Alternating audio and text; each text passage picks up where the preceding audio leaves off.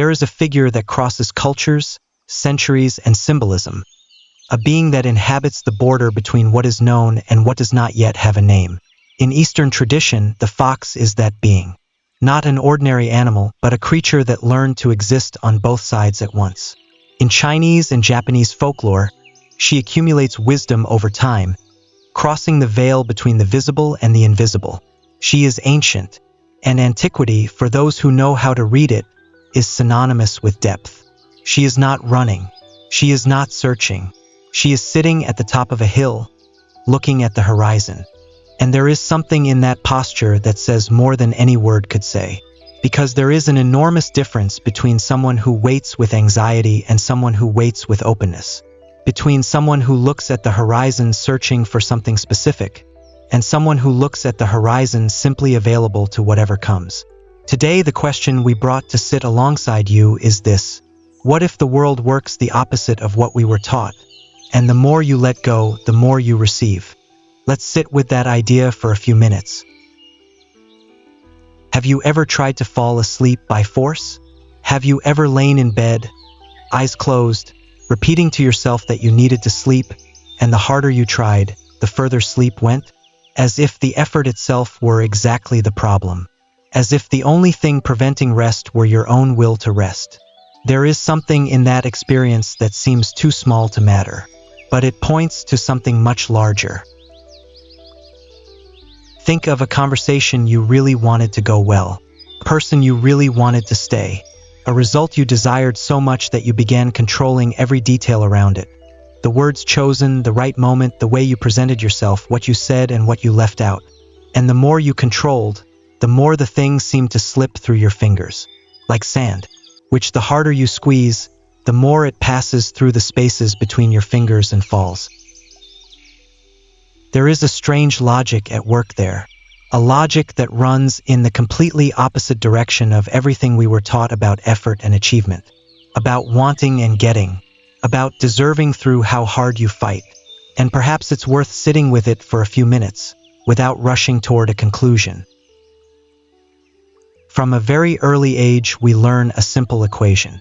You want something, you make an effort, you achieve it.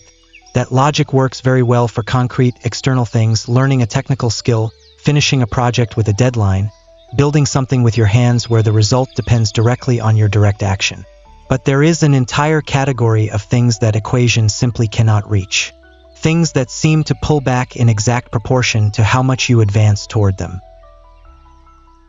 Try to force someone to love you. Try to force creativity to appear when you need it. Try to force trust, lightness, sleep, genuine joy, inner peace.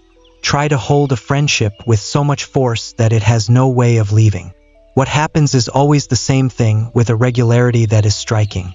The pressure drives away exactly what the pressure was trying to keep. The German philosopher Friedrich Nietzsche wrote about something he called amor fati, love of fate, love of life exactly as it is, not as we would like it to be, not as we planned it should be. Not as passive resignation, but as an active and courageous posture of openness to what comes, including what we didn't choose and what we didn't expect. He was not saying to give up on wanting. He was not preaching indifference. He was pointing to something very specific, that there is a fundamental difference between wanting with open hands and wanting with closed hands, between desire that invites and desire that imprisons, between the intention that creates space and the intention that suffocates what is trying to grow. In Buddhism, there is a teaching that runs through all of its schools and traditions, regardless of the differences between them, the concept of upadana, which can be translated as attachment or fixation. It is not the simple act of liking something. It is not the act of wanting or valuing. It is something more specific. The belief that your happiness depends on a specific thing happening, on a specific person staying, on life taking a specific shape that you have already decided in advance is the only acceptable one. And what Buddhism observed, over more than 2,000 years of contemplative practice, is that this fixation does not protect what we love. Contracts us, closes us, and in closing us, it distances us from the capacity to truly receive what is available, because we are so busy holding what we think we need that we cannot perceive what is arriving. There is something curious and slightly unsettling happening here.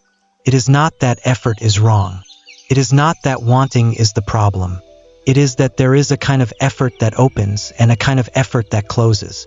And we almost always confuse the two, because from the outside they look the same. Both involve energy, intention, movement toward something. But on the inside they are entirely different worlds. One comes from fear, the other comes from trust. And that difference, however small it may seem, changes everything. What if the question were not, how do I get what I want? What if the real question were one we rarely ask, because it seems to point in the wrong direction, because it feels like weakness, because we were taught that whoever asks it is giving up?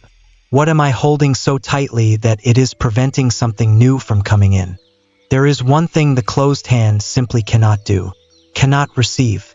You can hold what you already have. You can squeeze, protect, make sure it won't fall, won't change, will stay exactly as it is. But while it is closed that way, nothing new reaches you. No surprise, no unexpected turning point, no thing you didn't even know you wanted, but that, when it arrived, would have changed everything. And here appears the paradox at the center of all of this. Letting go is not the opposite of wanting. Letting go is not indifference. Letting go is not giving up.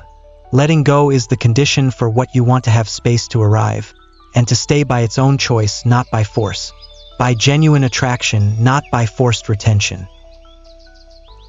The person you try to hold with force leaves or stays with resentment. The person for whom you create space chooses to stay. The creative work you force with rigidity becomes mechanical and hollow. The work you do with lightness, with openness to where it wants to go, surprises even you. This is not a magical promise. It is not a formula that guarantees everything will work out if you simply relax and wait. Life is far more complex than any simple equation can capture. But there is something deeply real here. Something that almost everyone who has been through a great loss, a great new beginning, that moment when there was simply no more energy left to hold on, recognizes when they look back with honesty. That the most unexpected and most important thing arrived when the hands were already open. Not because they were forced open, but because in some quiet moment the person simply tired of squeezing. And in that tiredness, in that surrender that was not defeat, something that had been waiting outside finally found a way in. Every spiritual tradition that lasted more than a few generations arrived at this point in one form or another.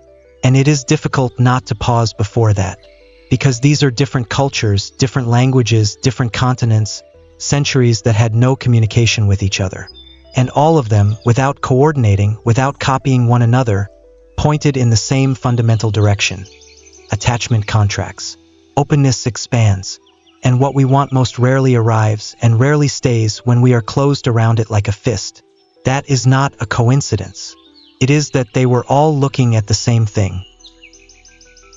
The Sufi poet Rumi wrote about the human being as a reed flute, cut from the field it came from, carrying inside itself the emptiness of that separation.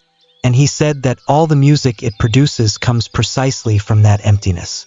Not from what is filled and closed, but from what is open, from the space that allows air to pass through and become sound. That is not a comfortable image for someone who has been taught their whole life that emptiness is the problem, that space needs to be filled as quickly as possible, that having less is always the same as being less. But it is an image that does not lie.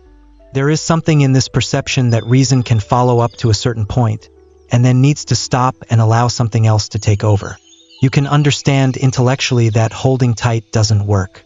You can recognize the pattern in your own life, name the situations where the pressure drove away what you wanted to keep. You can agree with every word of this video in a completely sincere way. And still, in the moment when fear appears, the fear of losing, the fear of not being enough, the fear that if you open your hand you will be left with absolutely nothing, the hand closes again. Automatic. Before you even notice it is closing. Because truly letting go is not an intellectual decision made once. It is a practice, something learned slowly with the body, through the patient repetition of choosing to open when the oldest instinct is telling you to close. It is a muscle developed not in theory, but in the concrete and difficult moments when opening costs something real. And perhaps that is exactly what alchemy, in its deepest and most honest sense, always tried to describe. Not the fabrication of something new from nothing, that was never what the true alchemists were seeking, but the patient and careful removal of what is preventing what already exists from appearing. The heat does not create the gold. It burns what is not gold, so that what was always there, hidden beneath layers of impurity, can finally be seen and recognized. Perhaps letting go is not losing. Perhaps it is simply stopping holding what was covering what you truly are, and what truly wants to enter your life. Think of something you are holding tightly right now. It doesn't need to be large or dramatic. It can be an expectation about how a specific conversation will end. It can be a version of yourself that you decided you need to be, and that you defend against any evidence to the contrary. It can be control over a situation that, somewhere quiet inside you, you already know is not truly in your hands. I am not saying to let everything go at once and wait passively for something better to appear. I am asking something smaller than that, and perhaps more difficult than it sounds. The situation to breathe a little more than you have been allowing. Just create a millimeter of space between your hand and what you are holding. Sometimes what life is asking for is not more effort in the same direction. It is a different kind of courage, the less obvious and less celebrated courage of trusting that opening your hand will not make everything disappear, that you do not need to squeeze to deserve, that receiving is also an active form of participating, that availability is not passivity, it is one of the most courageous postures there is. The fox on the hill did not go looking for what landed on her hand. She went to a high place where the horizon would be visible. She sat. She opened her hands. And she remained available. That was enough. The question that remains, to be carried lightly over the coming days, in the moments when the hand wants to close again, is this: what are you holding so tightly that your hands can no longer feel anything beyond the weight of it? If something here is still moving inside you, perhaps it is worth continuing to walk this path. There is much more to let go of and to receive ahead.